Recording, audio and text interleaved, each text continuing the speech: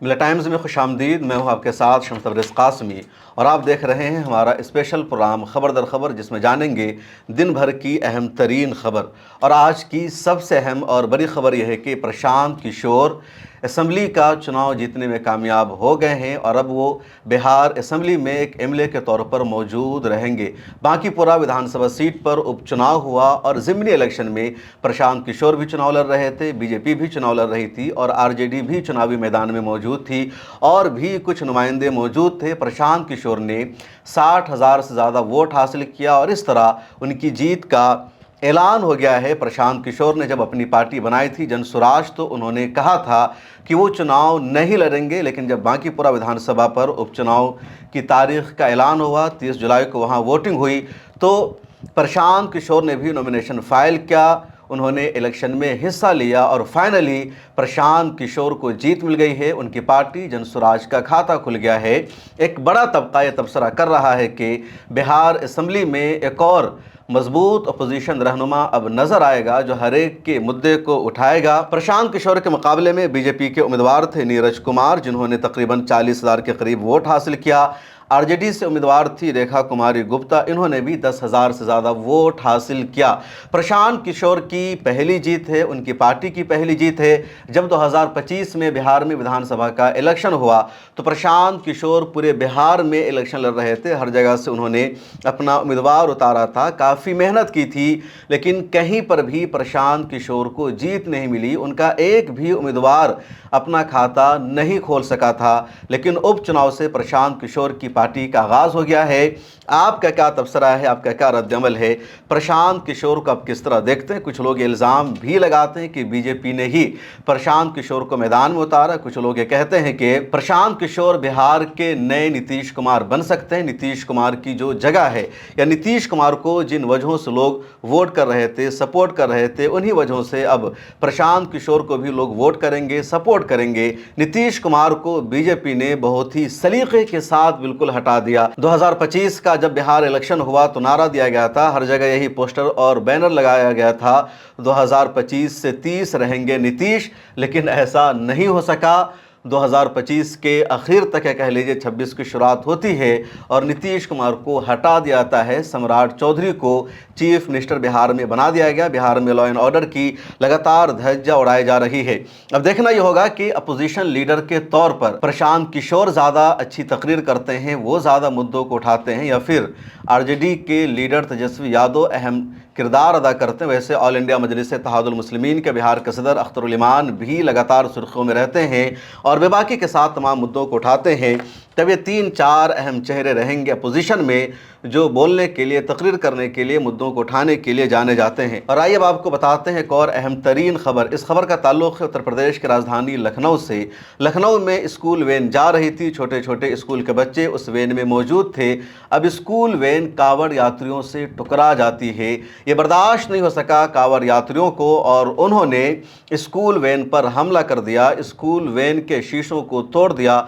जो बच्चे वहाँ मौजूद थे उन बच्चों के साथ भी इन्होंने बदतमीज़ी की, उनकी पिटाई की। स्कूल वैन की तस्वीरें सामने आई है। उसके बाद कुछ हिंदू धर्म के लोग वहाँ पर आते हैं और वो इन कांवड़ यात्रियों की मजम्मत करते हैं, इनके खिलाफ बोलते हैं और कहते हैं भले हम हिंदू हैं, ये कांवड़ यात्री भी हिंदू है, लेकिन हिंदू होने का मतलब ये नहीं कि आप मासूम बच्चों की पिटाई करें, छोटे छोटे बच्चों पर हमला करें। ये हिंदू रिलीजन और धर्म के खिलाफ है। क्या कुछ वहाँ पर हुआ, मकामी लोगों ने क्या कुछ कहा, आप सुनिए। ये बताइए, ये हादसा आपके सामने हुआ, क्या कर रहे थे वो लोग? गालियां लेने के दौड़े हैं और लड़के लोग गालियां बक रहे थे, गालियां बकते हुए गए हैं। बहुत गालियां बकते हुए गए थे। हम लोग भी हिंदू हैं, बात समझिए पहले, हम लोग भी हिंदू हैं। इसका मतलब ये नहीं है कि हिंदू धर्म है तो किसी को परेशान करें। मतलब जबरन ये सारी चीजें करी गई है लोग के। आपका क्या नाम है? जरीन। आपका क्या नाम है? मोहित कश्यप। मोहित कश्यप। जी हाँ। एक और अहम तरीन खबर आ रही है हैदराबाद से। हैदराबाद में एक तारीखी अदारा है जामिया निज़ामिया हैदराबाद।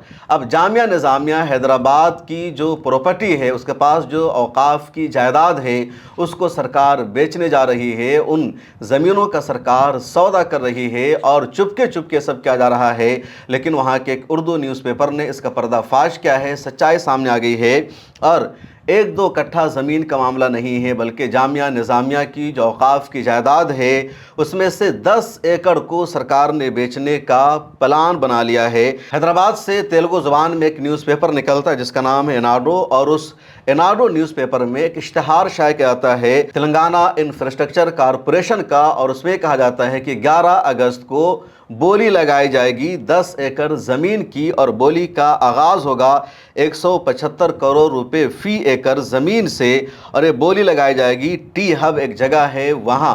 तो पूरा सिस्टम तैयार है, पूरा मंसूबा बना लिया गया कि 10 एकड़ ज़मीन जो जामिया निज़ामिया हैदराबाद की है, वक्फ की प्रॉपर्टी है, तेलंगाना इंफ्रास्ट्रक्चर कॉरपोरेशन उसको बेचेगा, उसकी बोली लगाई जाएगी, और बोली का आगाज़ होगा 175 करोड़ रुपए से, यानी 1 एकड़ ज़मीन की कीमत होगी 175 करोड़ रुपए। ये बेसिक कीमत है। इसके अलावा जो जितना कीमत अदा कर दे, जो जितने की बोली को कबूल कर ले, और उसके बाद इस ज़मीन को बेच दिया जाएगा। अभी जो जायदाद है जामिया निज़ामिया की है, वक्फ की जगह है, और जामिया निज़ामिया के ज़िम्मेदारों ने अपने लोगों से अपील की है कि हमें औक़ाफ़ की जायदाद को बचाना है।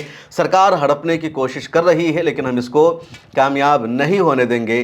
तेलंगाना में कांग्रेस की सरकार है। कांग्रेस की सरकार ने अपने यहाँ बाज़ाब्ता एक बिल भी पेश किया था कि जो वक्फ अमेंडमेंट एक्ट आया है मोदी सरकार का, उसे तेलंगाना में नाफिज नहीं किया जाएगा। लेकिन ख़ुद तेलंगाना सरकार औक़ाफ़ की जायदाद की धज्जियां उड़ा रही है, औक़ाफ़ की जायदाद की नीलामी कर रही है। आपको ये जानकर बेहद हैरानी होगी कि हैदराबाद का राजीव गांधी इंटरनेशनल एयरपोर्ट जहां पर बना हुआ है वो भी वक्फ की जायदाद थी, और उस वक्त भी वहां की हुकूमत ने वक्फ की जायदाद को एयरपोर्ट बनाने के लिए दे दिया, कौड़ी के भाव से बेच दिया गया। और अब जामिया निज़ामिया की जायदाद को ज़मीन को भी नीलामी करने का या उसे तेलंगाना इंफ्रास्ट्रक्चर कॉरपोरेशन ने बेचने का मंसूबा बना लिया है। हैदराबाद में औक़ाफ़ की बहुत ज़्यादा जायदाद पाई जाती है, प्रॉपर्टी पाई जाती है, और किसी वक्फ की जायदाद पर 5 स्टार होटल बना हुआ है, कहीं पर शादी हॉल बना हुआ है, कहीं पर कुछ और बना हुआ है। अब एक और बड़ा मंसूबा सामने आ गया है। हैरत की बात यह है कि जहाँ कांग्रेस की सरकार है, जहाँ ऑल इंडिया मजलिस इत्तेहादुल मुस्लिमीन का हेडक्वार्टर दारुस्सलाम है, जहाँ से असदुद्दीन ओवैसी साहब आते हैं, वहाँ भी औक़ाफ़ की जायदाद की लगातार धज्जियां उड़ाई जा रही है। एक और ख़बर सामने आई है मुंबई से। मुंबई के गोवंडी में एक 4 मंजिला स्कूल था, काफ़ी पुराना स्कूल, और उस स्कूल को बीएमसी ने कहा कि इलीगल है, गैर कानूनी है, इसका नक्शा पास नहीं है, इसलिए इसको बुलडोज़ कर दिया जाएगा। 14 जुलाई को बाज़ाब्ता बीएमसी का बुलडोज़र भी पहुंच जाता है। बीजेपी के कुछ लीडर्स भी वहां पर मौजूद रहते हैं, और बीजेपी के नेताओं की तरफ से कहा जाता है कि ये जो स्कूल है मुंबई के गोवंडी में, ये स्कूल जिहाद है, मदरसा जिहाद है, यहाँ जिहाद की ट्रेनिंग दी जाती है, बच्चों को दहशतगर्द बनाया जाता है, इसलिए गोवंडी में इस स्कूल को नहीं चलने दिया जाएगा। उसके बाद पुलिस स्टेशन में कंप्लेन दर्ज कराई जाती है, मामला बीएमसी तक पहुँचता है, और बीएमसी 14 जुलाई को बुलडोज़र लेकर पहुँच जाता है कि स्कूल को मुनहदिम करना है, बुलडोज़ करना है।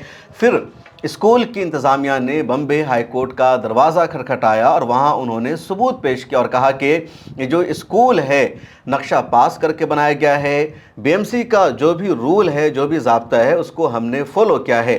और अगर बीएमसी को लगता है कि हमने ज़ाब्ते की पैरवी नहीं की है, हमने गैर कानूनी तरीके से स्कूल बनाया, तो पहले हमें नोटिस भेजा जाए, हमसे टाइम मांगा जाए, हमें अपनी बात रखने का मौका दिया जाए। लेकिन न तो सुप्रीम कोर्ट की गाइडलाइंस की पैरवी की गई है, न बम्बे हाई कोर्ट की जो गाइडलाइंस है उसको फॉलो किया गया, और सीधे बुलडोज़र के ज़रिए कार्रवाई की गई और हमारी कुछ इमारतों को नुकसान पहुंचाएगा। बम्बे हाई कोर्ट ने बुलडोज़र की कार्रवाई पर फ़िलहाल रोक लगा दिया है, और बीएमसी से कहा गया है कि सुप्रीम कोर्ट की जो गाइडलाइंस है उसको फॉलो किया जाए, और स्कूल मैनेजमेंट को अपनी बात रखने का मौका दिया जाए। इस स्कूल का नाम है तहज़ीब इस्लामिक इंग्लिश स्कूल, गोवंडी में है।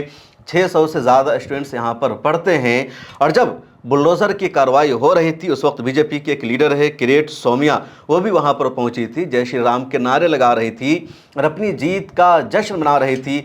अब स्कूल की इंतज़ामिया ने कहा कि बुलडोज़र के ज़रिए स्कूल को कुछ नुकसान पहुँचाया गया, कुछ हिस्सों को तोड़ा गया, लेकिन स्कूल का असल ढांचा अभी भी बाकी है। اور یہاں تعلیم جاری ہے، کسی طرح کی کوئی پرابلم نہیں ہے، اور بمبے ہائی کورٹ سے اس کے بعد سپریم کورٹ سے ہمیں امید ہے کہ انصاف ملے گا، اور اس اسکول کو توڑنے کی، منہدم کرنے کی جو سازش ہے اس میں ان کو کامیابی نہیں ملے گی۔ اور آئیے اب آپ کو بتاتے ہیں ایک اور اہم ترین خبر۔ الہ آباد ہائی کورٹ نے کل ایک اہم ترین فیصلہ سنایا ایک کیس میں، اور تبصرہ کرتے ہوئے الہ آباد ہائی کورٹ نے کہا کہ اگر کوئی بالغ لڑکی ہے اور اگر وہ بالغ لڑکی اپنی مرضی سے اسلام قبول کر رہی ہے، اپنی مرضی سے وہ کسی سے شادی کر رہی ہے، یا اپنی مرضی سے کوئی بھی فیصلہ کر رہی ہے، تو کسی کو بھی اس کے فیصلے میں مداخلت کرنے کا، انٹرفیئر کرنے کا کوئی حق حاصل نہیں ہے۔ اس دیش میں دو طرح کا لگاتار قانون چلتا ہے۔ اگر کوئی مسلمان ہندو بن جائے، کوئی مسلمان لڑکی کسی ہندو سے شادی کر لے، تو کہا جاتا ہے کہ ان کو مذہب کی آزادی ہے۔ اگر کوئی لڑکی، کوئی لڑکا ہندو بن جاتا ہے، مرتد ہو جاتا ہے، تو باضابطہ سیلیبریٹ کیا جاتا ہے، جشن منایا جاتا ہے، ویلکم کیا جاتا ہے۔ اور اگر اسی طرح کوئی مسلمان لڑکی اگر کسی ہندو لڑکے سے شادی کر لیتی ہے، تو اس کو میڈیا میں محبت کا نام دیا جاتا ہے، عشق کی کہانی بتائی جاتی ہے۔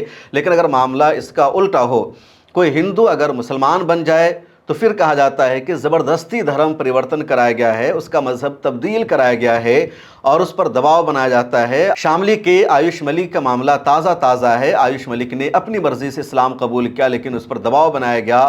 اس کے رشتہ داروں کو، جس سے اس نے شادی کی تھی، اس کو پریشان کیا گیا، اور اس کے بعد دوبارہ اس کو مرتد ہونے پر، یعنی ہندو بننے پر مجبور کیا گیا، اور اس طرح کے کئی معاملے سامنے آئے ہیں۔ اسی طرح اگر کوئی ہندو لڑکی کسی مسلمان لڑکے سے شادی کرتی ہے، تو اس کو لو جہاد کا نام دیا جاتا ہے۔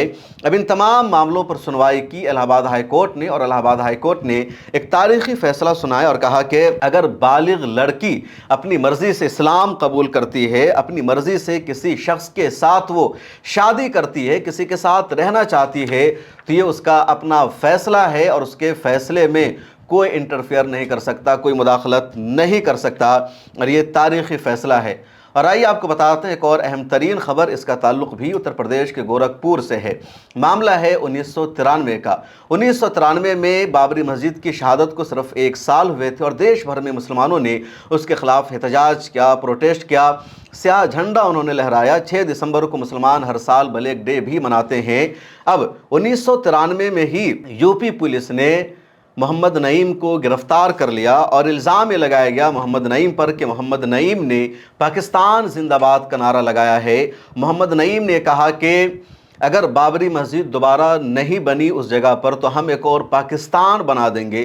محمد نعیم پر پولیس اور ایجنسیوں نے یہ بھی الزام لگایا، دعویٰ کیا کہ محمد نعیم نے دیش سے غداری کی ہے، بغاوت کی ہے، تختہ پلٹنے کی سازش رچی ہے، اور ان لوگوں نے سیاہ جھنڈا لہرایا ہے۔ بابری مسجد کو لے کر یہ لوگ لگاتار پروٹیسٹ کرتے رہے ہیں۔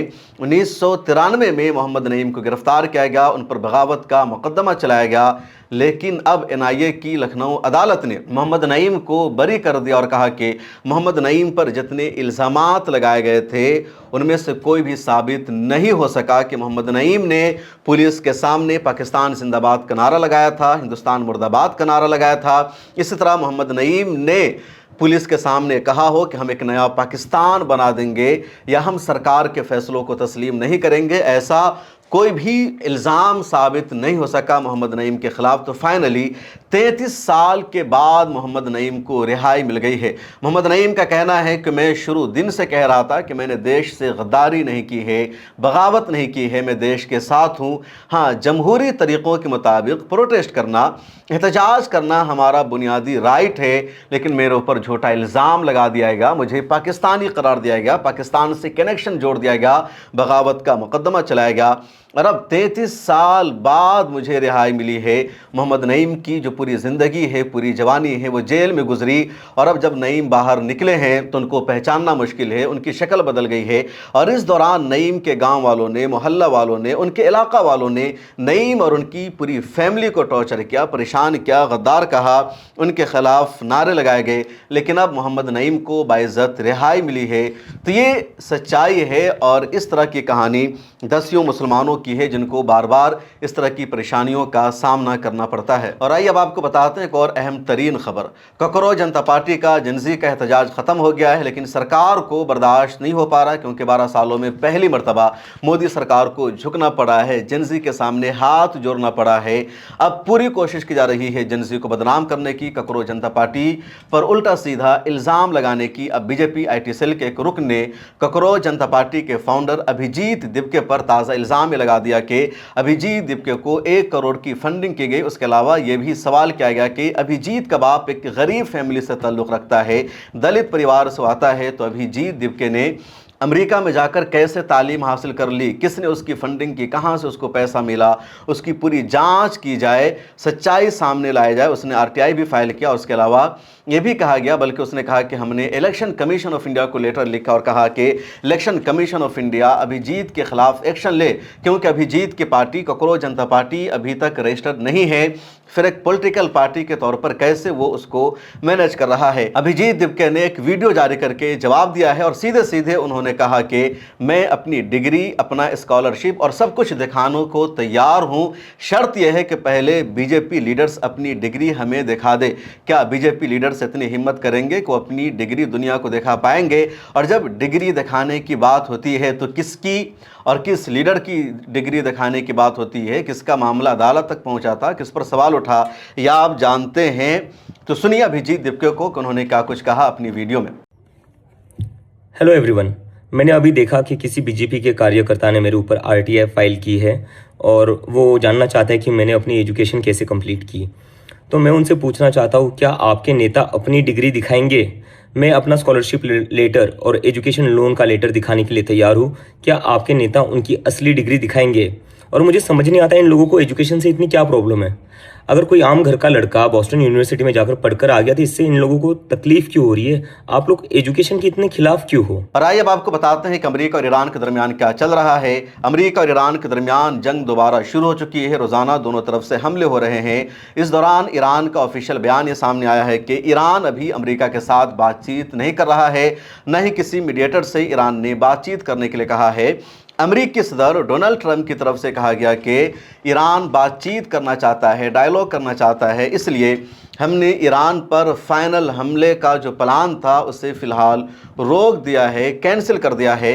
ईरान का कहना है कि हमने अमेरिका से बातचीत की कोई रिक्वेस्ट नहीं की है, न ही अमेरिका के साथ हमारी कोई बातचीत हो रही है। इसके अलावा ईरान की फॉरेन मिनिस्ट्री के स्पोक पर्सन इस्माइल बगाई ने यह भी कहा कि स्ट्रेट ऑफ हुर्मुज अभी खुला हुआ है, ओपन है, अबनाए हुर्मुज बंद नहीं हुआ है। और उसकी वजह यह है कि अबनाए हुर्मुज पर ओमान के साथ बातचीत जारी है और स्ट्रेट ऑफ हुर्मुज को लेकर ईरान का जो मंसूबा है, ईरान का जो प्लान है, ओमान उस प्लान से एग्री नहीं कर रहा है।